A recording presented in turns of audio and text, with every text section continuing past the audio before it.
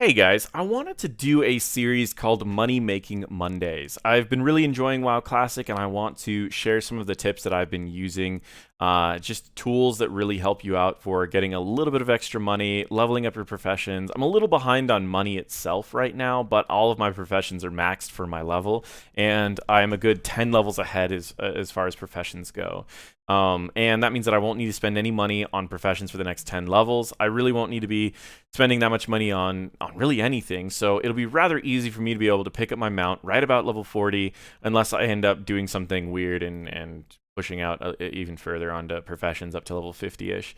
However, I do want to share some of the tips that I recommend you do, and every Monday I'm going to be giving you guys things that you can farm or tips that you can do, and if you're not already doing those. So today's going to be more about tips, less about things to farm, but I still might mention some of those there. So the number one thing that I recommend you guys do is at your level, find out an average silver per slot in your bags. Because bag space is super important, and every time I do a dungeon, my bags fill up. So my question is whenever I'm in the middle of a dungeon, I'm always deleting items and going, oh, I need to delete this, need to delete this, need to delete this. And it's like, whenever I'm doing that, I'm like, wait, how much am I actually saving by deleting this? What is the average cost of an item, or average vendor cost of an item that I'm going to be picking up? Is it worth it? And say, for example, it's 5 silver at my level. There are a lot of weapons that sell for about 15, armor sells for about 9, and then some random bag filler things like quest items that I need to hold on to for a while might initially only be worth nothing and then eventually equal 40. So let's say that at level 20 it's 5 silver, let's say at level 30 it's 10 silver. That means everything that's in your backpack, that your backpack gets filled, that you're sitting in your backpack, that's worth less than 10 silver is a waste of space. And if that's been sitting in your backpack for more than a while, for example, these goblin deviled eggs I've been having in my backpack for a while so that I have food that I can eat whenever I just need to get quick health. But this full stack has been sitting in my inventory for quite a while, actually. This stack has been sitting in my inventory for 4 or 5 dungeons. And if it goes 4 or 5 dungeons with this sitting in here, that means 4 or 5 times that all of my bags have been filled up. And that means that this one slot has cost me 10 silver. Sorry, 40 silver. There's my math. So I need to adjust how I'm playing and possibly send these over to someone and then send it back afterwards. Which is why my number one most important tip for those getting into WoW Classic right now is creating a bank. I named mine Parabank. So I will type in para, press enter, and I can send these over to my bank. And then when I actually need them, I can always send them back. Remember, there are 2 major things that are important about sending things over to your bank.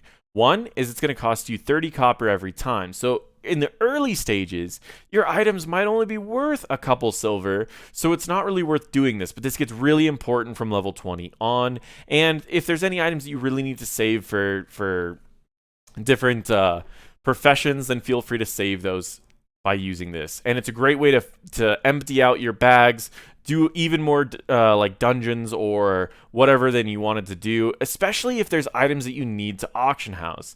Cloth right now is a major commodity because the biggest thing that you can see about it is when you are leveling your cloth, when you're leveling tailoring, you need a lot of cloth, and a lot of these people don't have enough cloth. There's no way to just go out and farm it really quick, so a lot of people will buy their extra things through cloth. Bags, like I've been talking about, bag space is super important, which means that people are going to be buying cloth so they could build more bags for their guild, for their friends, for whatever.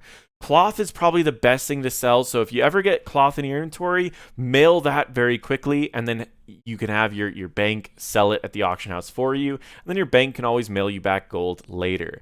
So cloth is the biggest thing to send to your friends. Right now, no one's really buying green items for that much more than vendor cost, so I recommend just vendoring greens the second that you can, unless you're using enchanting. But generally, that's the biggest thing that you want to be doing, is sending those out. Quest items that are worth less than your average is something that you need to really value. How often are you doing those quests? How often are you filling your inventory before that quest item is done? Is it just killing you in the amount that it's there?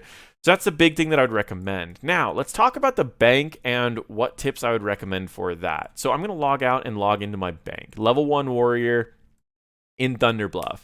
Banks are usually best in Orgrimmar, where you have every single class that's going to be there in case you need to open something like a lockbox. Well, I'm not going to be seeing a lot of rogues in Thunderbluff, but I love Thunderbluff just because the aesthetic, as well as you have your bank next to a mailbox, next to an auction house, all in a short enough distance that a mount wouldn't even be worth mounting up. Because if you are mounting up, you need to be mounted up for 12 seconds to be worth that mount, which makes it to where, as a bank alt, where you're never going to be level 40, this is a great option for you. This allows you to quickly grab the mail, go to the auction house, and then use one of your add-ons. I use Oxygenator, allows me to quickly search for items that I'm looking for. It gives me the cheapest price of the items, even if they're in a stack.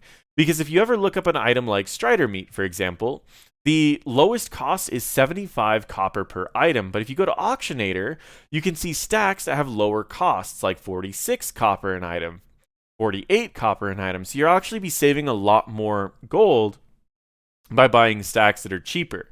And that's one of the best things that people aren't really thinking about, is that they're looking at, oh, here's the lowest cost, when in reality, the lowest cost is actually going to be stacks as they're distributed differently. And so you want to be using an auction house add-on so you could be seeing those. Then selling, you can simply just drag one of the items that you sent over from your other character, and it will then search through all the pages to find the lowest price. And you're going to drop down the auction duration down to 24 hours for items like things like cloth. You can go to 8 hours. Cloth will usually sell within those 8 hours, just so you can save some deposit costs.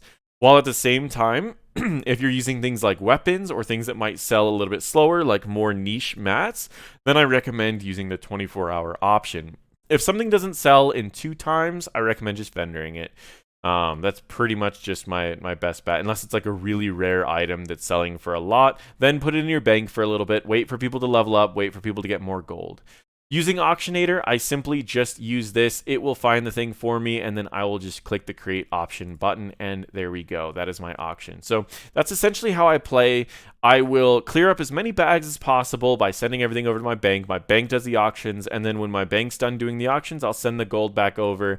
But I actually use my bank to store gold a lot of times, because I tend to spend gold when I have a lot of it. And I don't want to do that, because in Classic, you need to save up money for your mounts. So I'm actually also using my bank alt to store gold. So on my main character, I see only 2 or 3 gold, and I'm like, wait, I can't spend this because I only have 2 or 3 gold. And then my bank sits here with almost 9 gold. It's really efficient, great way to do it. My week 1 tip for items that you should be farming right now is cloth. If you find any type of humanoid, try to farm it for, if you're in the middle of a quest, pull an extra humanoid here and there, as humanoids are not only one of the only creatures that almost always has cloth, but they also usually drop actual just gold right off the bat. They'll drop copper, silver, and gold based on your levels by killing humanoids. So if you're trying to farm some extra gold right now and you don't have any sort of professions or anything like that, start taking out some humanoids, because everyone needs cloth for bags, everyone needs cloth for armor, and everyone needs cloth for their profession. So cloth is going for a lot, and it is selling very well. I would recommend using your first couple stacks of cloth to get yourself a set of bags so that you get that extra bag space, because we've seen that bag space has averages to make it worth it. So work on bags first, then sell all the cloth that you can, get that extra gold, and I recommend vendoring all weapons first. Weapons tend to sell for more than anything else, so if you are at that point where you need to discard things, try to discard grays first. There is also something that I recommend. There is another add-on called, give me 1 second. Oh, that's macros. Hold on. Add-ons. There is an add-on if you want to that gives you the price of things. Let me find it. It's called vendor price, but there's a new one. There's vendor price, but then there's a one that's called, I think, better vendor price. Yeah, better vendor price will show you the cost of everything per stack. I really recommend picking up this add-on so it's easier to do your math before you just discard a gray item that sells for more than something that you have in your inventory that's white. You can use this to make sure that everything in your inventory is worth the most. So the things that I recommend for you guys as far as gold gain, Auctionator, better vendor price, as well as immediately making a bank tune as fast as possible. Thank you guys so much. If you're interested in getting more farming tips, gold making tips along the way, I am planning on doing a money making Mondays every single Monday. So feel free to subscribe, click that bell so you get notified when I bring out new content. If you like my WoW Classic content, throw me a comment so I can continue doing it. Thank you guys so much, and feel free to check out my other videos.